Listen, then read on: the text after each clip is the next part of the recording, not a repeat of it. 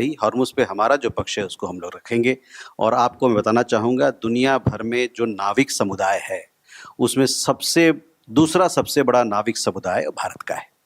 तो 3,20,000 से ज़्यादा नाविक समुदाय हमारा दुनिया के अलग-अलग कोने में काम करते हैं और हमारे नाविक समुदाय का उनका देखभाल करना, उनका वेलफेयर, उनका वेलबींग हमारे लिए बहुत ही अहम चीज़ है और इसको हम लोग इस बात को दोहराएँगे और उनकी भलाई के लिए हम लोग उनकी भलाई, उनकी सुरक्षा के लिए काम करते रहेंगे।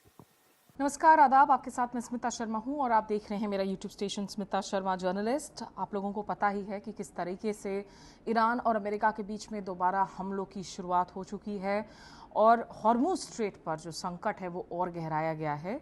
और इस वक्त जो बुरी खबर है भारत के लिए, क्योंकि 3 भारतीय नाविकों की जान चली गई off the coast of Oman में जो एक वेसल में हमला हुआ। अमेरिकी मिसाइल स्ट्राइक्स हुए। भारत ने जो अमेरिकी यहाँ पर चार्ज डिफेंस हैं उनको समन करके डीमार्च पकड़ाया था। जो कल जो हालात स्थिति जो उत्पन्न हुई थी उसमें 3 भारतीय नागरिक जो वहाँ पर अटैक हुआ उसमें 3 भारतीय नागरिक उसमें मारे गए। इसकी हम लोगों ने पुष्टि की। आज उनका पार्थिव शरीर को भारत लाने के लिए हम लोग कोशिश कर रहे हैं। हम लोगों ने कल अमेरिकी सीडीए को समन किया था और उनके समकक्ष हमने अपना विरोध जताया कि इस प्रकार का हमला को बंद किया जाए। हमले से क्षति हो रही है और इससे हम लोग कई भारतीय नागरिक इसमें हताहत हुए हैं। लेकिन पिछले अगर हम 2-3 दिनों की ही बात करें तो कम से कम ऐसे 3 वेसल्स अंडर अटैक आई हैं अमेरिकी मिसाइल्स से, जहां पर रेस्क्यू भी किया गया है सेलर्स को जो इस क्षेत्र में मौजूद थे। भले ही फ्लैग्स दूसरे मुल्कों की रही हों, लेकिन इस संकट पर बात करने के लिए मेरे साथ retired air vice marshal Anil Golani ji हैं, जो करंटली डायरेक्टर जनरल हैं of centre for aerospace power and strategic studies यानी कि CAPS in New Delhi. Sir, thank you for speaking to us. धन्यवाद। हॉर्मुज़ के इस जो ताज़ा क्राइसिस को सबसे पहले अगर हम बात करें कि ब्लॉकेड के जवाब में ब्लॉकेड हो रखा है और 3 भारतीय नाविकों की जान चली गई है जो यंग बॉयज़ हैं 22-23 ईयर ओल्ड। इस इंसिडेंट को आप कैसे देखते हैं? आई थिंक मेरे हिसाब से ये इंसिडेंट फिर वही बात दर्शाता है जो ट्रंप ने ईरान के ऊपर अटैक करके जब ये नेगोशिएशन इनके चल रहे थे, बोल रहे थे कि हमारा नेगोशिएशन चल रहा है हम हॉर्मुज़ स्ट्रेट को खोलने के लिए। अब ये बात यहाँ पर याद करनी ज़रूरी है कि हॉर्मुज़ स्ट्रेट तो खुला ही हुआ था। ये लड़ाई किस लिए करी? और इतने समय से ये जो नेगोशिएशन चल रहा था, लोगों को इस उम्मीद से रखा हुआ था कि आज ख़त्म हो जाएगा, कल ख़त्म हो जाएगा। इस लड़ाई का मकसद ही नहीं है कोई इसको कंटिन्यू करने का और अब लोगों की पेशेंस चली गई है और जितने भी शिपिंग कंपनीज़ हैं, चाहे इंडिया में रजिस्टर्ड वेसल्स नहीं हो, 1 या 2% ही होंगी, पर मेजॉरिटी ऑफ शिपिंग कंपनीज में सेलर्स जो हैं इंडिया के काफ़ी तादाद में नौकरी करते हैं। तो ये तो बिल्कुल अनहोनी घटना है जो नहीं होनी चाहिए। मतलब तो ये तो नहीं कहा जाना चाहिए ना कि अरे भैया इस जहाज़ पर तो प्रतिबंध था, वो जहाज़ पलाऊ जा रही थी, ये जहाज़ ऑलरेडी जो है 4 अटेम्प्ट कर चुकी थी। At the end of the day जाने तो हमारी भारतीय नाविकों की गई हैं इसमें। सर, मेरे हिसाब से जो भारत सरकार ने किया है इनके चार्ज अफेयर्स को बुला के डिमार्च देने का, वो सही कदम उठाया है।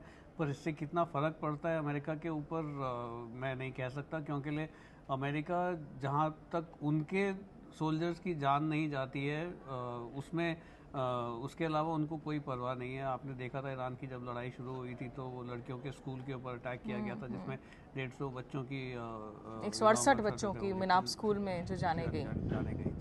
पर ऐसा तो मतलब अमेरिका के भी जो हैं लॉसेस तो हुए हैं, उनके भी 1 दर्जन से ज़्यादा सोल्जर्स की जाने गई हैं। बहुत भारी नुकसान पहुंचा है अमेरिकी वेपन्स और सिस्टम्स को भी।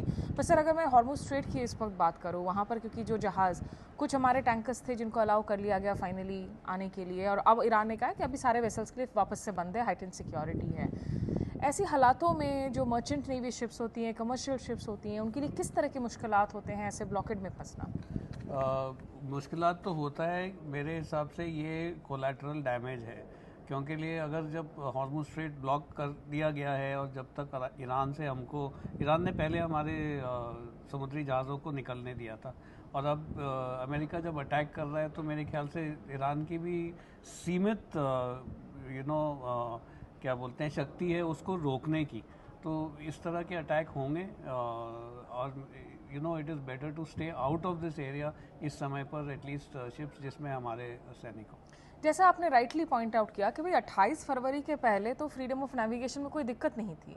ये इरानियंस को जब आपने युद्ध की शुरुआत की, आपने उनको याद दिलाया कि हॉर्मुज इज़ अ सामरिक टूल जिसको आप यूज़ कीजिए। टोल की बात हुई, ब्लॉकेड की बात हुई। अगर उनके ब्लॉकेड को अमेरिका इलीगल अवैध कह रहा है सर, तो काउंटर जो ब्लॉकेड किया गया अमेरिका का, वो भी एक ऐसे वक्त में जब संघर्ष विराम जारी है, आप MOU ऑफ लार्जर अंडरस्टैंडिंग की आप सीजफायर की बात कर रहे हैं, क्या वो अवैध नहीं है? अवैध तो अमेरिका ने वेनेजुएला राष्ट्र में वहाँ के राष्ट्रपति को उठा करके लिया है, वो भी अवैध है। तो अब उनको कोई रोकने वाला नहीं है, कोई बोलने वाला नहीं है, और जो वो बोलता है तो उसको वो हटा देते हैं। यूरोप को उन लोगों ने बोल दिया आप अपना खुद देख लो। यूके के साथ फ्रांस, जर्मनी के साथ उनके रिश्ते ख़राब हो रहे हैं। तो ये तो लॉन्ग टर्म में अभी नहीं होगा, पर मेरे ख्याल से अमेरिका इसका नतीजा भुगतेगा लॉन्ग टर्म में। ये हॉर्मुज स्ट्रेट को सर, क्योंकि उसमें माइनिंग की गई है, हॉर्मुज स्ट्रेट कब खुलेगा नहीं पता, लेकिन क्या आपको लगता है, क्योंकि ईरानियंस ने तो इसको पर्शियन गल्फ स्ट्रेट अथॉरिटी का ही रेजिग्नेशन कर दिया है, हम एक्सपर्ट से बात कर रहे हैं। अभी मैं पिछले हफ्ते बात कर रही थी सफ़ी एहसान रिजवी से, जो फॉर्मर स्पेशल डायरेक्टर हैं इंटेलिजेंस ब्यूरो के रहे थे।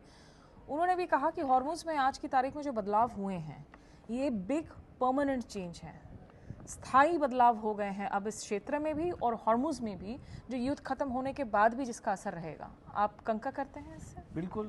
ये जो इम्पोर्टेंस है इस स्ट्रेट की, इस लड़ाई ने ये दर्शाई है, और अब ईरान उसको छोड़ेगा नहीं। ईरान अपनी तरफ से एकदम मैक्सिमम माइलेज लेने की कोशिश करेगा, क्योंकि जोग्राफिकली वही वहाँ पर है, अमेरिका तो वहाँ बैठा नहीं है। और अगर अमेरिका कुछ एक्शन लेता है तो ईरान ने आपको ऑलरेडी दिखा दिया है, अमेरिका के जितने भी साथ के मुल्क है जैसे बहरीन, कतार, वो उनके ऊपर अटैक करेगा। सब अभी जब 2 दिन पहले जब जिस तरीके से जिस वेसल पर हमला हुआ, और उसमें जहाँ पर हमने देखा कि कैसे जो फोरमैन सी यूनियन है इंडिया में, उनकी तरफ से ऑडियो क्लिप्स आए कि मदद की अपील की जा रही थी। पास ही में एक अमेरिकन वॉरशिप था, उन्होंने मदद नहीं की। फाइनली जो है हमारी MRCC, हमारी कोस्ट गार्ड्स वगैरह पहुंचे, वहाँ से लोगों को रेस्क्यू किया गया। आज भी जब हम बात कर रहे हैं, एक तीसरा स्ट्राइक हुआ एक और शिप पर, वहाँ पे भी जो है 20 लोगों को बचाया गया है। किस तरह की जिम्मेदारी होनी चाहिए एक इस सिचुएशन ऑफ वॉर में, जब आप tankers if they are caught in the crossfire? मतलब जो क्लिप्स आ रही हैं वो इतनी चिंताजनक है, जिसमें हमारे 3 युवा नाविकों की जान गई है, उसमें भी जो अपील्स हैं, हॉरिफाइंग अपील्स हैं। क्या ये मदद नहीं करनी चाहिए जो पास के शिप्स खड़े हैं, जब इस तरह से आप देख रहे हैं कि एक सिविलियन वाली जो टैंकर है उसमें स्ट्राइक हुआ है? पहली बात तो अनक्लॉज जो है United Nations laws of the sea जो है, उसके तहत कोई भी जहाज़ जिसमें सामान या माल लेके जा रहे हैं या तेल लेके जा रहे हैं, उस पर अटैक करना बिल्कुल ही गलत है, कानून के खिलाफ है। तो भले ही इन्होंने ब्लॉकेड अनाउंस कर रखा, आप नहीं कर सकते हैं। वो नहीं करना चाहिए मेरे हिसाब से। और अगर हो गया है तो ह्यूमैनिटेरियन असिस्टेंस के लिए आपने पहले भी देखा है कि इंडिया ने जब भी किया है तो दूसरे लोगों को भी हमने बचाया है, चाहे वो सूडान से हो चाहे अफगानिस्तान से हो।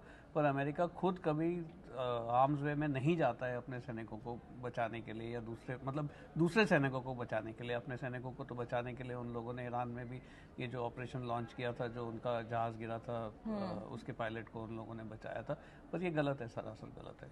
सर एक आखिरी सवाल, खुद हमने जैसे देखा कि इंडियन ओशन रीजन में अमेरिका ने जिस तरीके से ब्लो अप किया आइरिस देना को, जो विशाखापट्टनम आई हुई थी एक मल्टीलैटरल एक्सरसाइज में शिरकत करने के लिए, उसके कुछ दिन बाद वहाँ से इंटरनेशनल वाटर्स पर थी। टेक्निकली शायद UNCLOS डिफाइन करता है कि कौन से एरियाज ऑफ वॉर अलाउड होते हैं, जिसमें शायद इंटरनेशनल वाटर्स शामिल हैं। लेकिन इसके जो एथिकल मोरल क्वेश्चंस हैं, क्योंकि ये इंडियन ओशन रीजन हमारे लिए इतना इंपॉर्टेंट एक स्ट्रेटेजिक रीजन है, उसको आप कैसे देखते हैं आने वाले दिनों में in terms of the impact? Indian Ocean region strategic है। मेरे हिसाब से इंडिया ने उसको अपना प्रेजेंस वहाँ पर बढ़ाना पड़ेगा। चीनी प्रेजेंस दिन ब दिन वहाँ पर बढ़ता जा रहा है, और ये जोन एक कंटेस्टेड जोन हो जाएगा। जो अमेरिका ने किया यहाँ पर भी आइरिस देना के साथ, वो कानूनी तौर पर गलत था। बिना किसी वार्निंग के किसी जहाज़ को जा रहा है उसको आप नहीं ऐसे मार सकते हैं।